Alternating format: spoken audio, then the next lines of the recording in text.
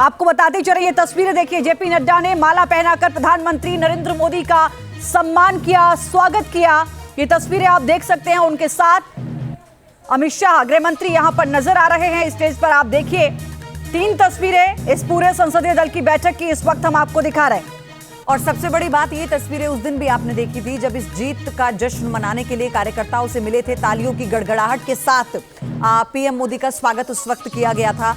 विकास चंद्रा हमारे साथ जुड़ चुके हैं इस खबर पर। विकास, ये शानदार तस्वीरें सामने आई हैं, लेकिन सबसे बड़ी बात यह है कि जो आज ये बैठक होने जा रही है, इसके अहम मुद्दों पर जो चर्चा होगी उसके बारे में विस्तार से बताइए।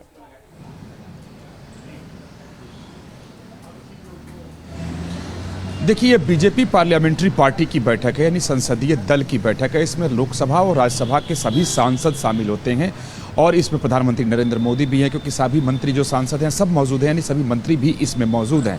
और ये सब संसद का सत्र चल रहा होता है तो सामान्य तौर पर बीजेपी की ये बैठक मंगलवार को होती है, लेकिन इस बार मंगलवार को नहीं हुई थी क्योंकि कई राज्यों के चुनाव परिणाम आए थे और राजनीतिक गतिविधियाँ ज़्यादा थीं, तो इस वजह से आज ये आयोजित की गई है, लेकिन काफ़ी महत्वपूर्ण है। और आज इस बैठक में प्रधानमंत्री नरेंद्र मोदी के, जैसा आपने दर्शकों को बताया, कि सम्मानित भी किया गया कि हैट्रिक लगा है। 2024 के सेमीफाइनल में बीजेपी हैट्रिक लगाई है, तो 24 में कैसे हैट्रिक लगे, इसका गुरु मंत्र प्रधानमंत्री मोदी इस बैठक में बताने वाले हैं। इस बैठक में कोई पार्टी के नीतिगत फैसले नहीं किए जाते हैं, क्योंकि ये बहुत बड़ी बैठक होती है, उसमें सभी सांसद मौजूद होते हैं। लेकिन इस बैठक का महत्व बहुत होता है, क्योंकि प्रधानमंत्री नरेंद्र मोदी का इसमें भाषण होता है। और जब भी प्रधानमंत्री नरेंद्र मोदी पार्लियामेंट्री पार्टी की बैठक में बोलते हैं तो वो ज़रूर सांसदों को नसीहत देते हैं, आगे अपनाए जाने वाली रणनीति बताते हैं, कैसे सांसदों को क्षेत्र में उतर कर क्या काम करना है, इन सारी बात की जानकारी देते हैं, नसीहत देते हैं, गुरु मंत्र देते हैं। तो इस पर निगाह टिकी है कि इन 3 राज्यों में जीत के बाद 2024 के लिए प्रधानमंत्री नरेंद्र मोदी आज क्या सांसदों को गुरु मंत्र देते हैं और नसीहत करते हैं। और अब बात करेंगे सियासत की। मध्य प्रदेश, छत्तीसगढ़ और राजस्थान में शानदार जीत के बावजूद बीजेपी ने अभी तक सीएम के चेहरे का ऐलान नहीं किया है। बीजेपी के अंदर लगातार मंथन चल रहा है। प्रधानमंत्री नरेंद्र मोदी के आवास पर बैठक के बाद भी यह सवाल अनसुलझा है कि आखिर ऐसा क्यों। पहले इसे जान लीजिए कि आखिर नाम का ऐलान क्यों नहीं हुआ। विधानसभा चुनाव की शानदार जीत का मोमेंटम जारी रखने का दबाव है। 2, बेदाग और विवादों से दूर छवि की पहचान करना है। नंबर 3, मुख्यमंत्री चेहरे की सियासी उपयोगिता क्या रहेगी, यह बड़ा सवाल। नंबर 4, संगठन को अहमियत देने वाले नेता की पहचान भी करनी होगी। नंबर 5, यह कि गुटबाजी से दूर काम करने वाले चेहरे का भी चयन होना है। दरअसल इसमें सबसे बड़ा पेच पहला पॉइंट है। जी हां, जीत का मोमेंटम बरकरार रखने का पार्टी 2024 में और आगे ले जाना चाहती है। और इन 3 राज्यों का लोकसभा का समीकरण देखकर इसे समझा जा सकता है। कैसे समझा जा सकता है? 2019 में राजस्थान में लोकसभा की 25 सीटों में से 24 पर बीजेपी ने जीत हासिल की थी। हालांकि एक सहयोगी आरएलपी को जोड़ दें तो बीजेपी ने राजस्थान में क्लीन स्वीप किया था।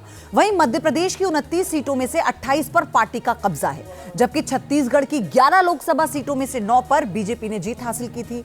इन 3 राज्यों से लोकसभा की कुल 65 सीटों में से बीजेपी ने 61 सीटों पर विजय हासिल कर एक रिकॉर्ड बनाया था।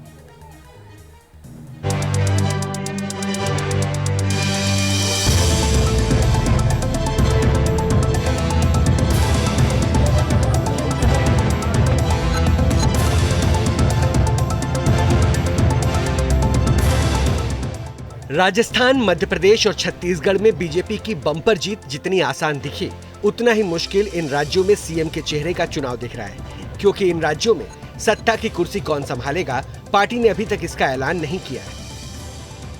राजस्थान में सत्ता क्या फिर से 2 बार की सीएम रही वसुंधरा राजे सिंधिया को मिलेगी?